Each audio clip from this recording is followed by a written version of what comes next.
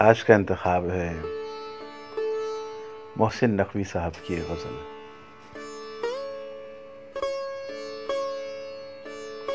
अब से दुनिया से गुज़र जाते हैं,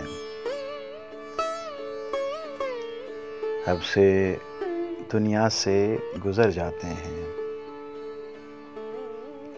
ऐसा करते हैं कि मर जाते हैं।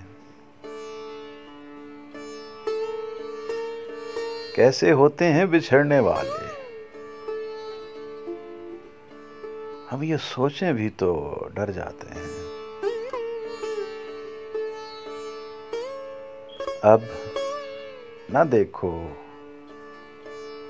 मेरी बंजर आंखें, चढ़ते दरिया तो उतर जाते हैं। धूप का रूप रचाने वाले शाम को और निखर जाते हैं।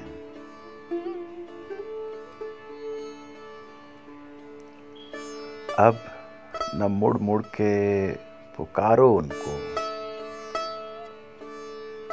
लोग रास्ते में ठहर जाते हैं।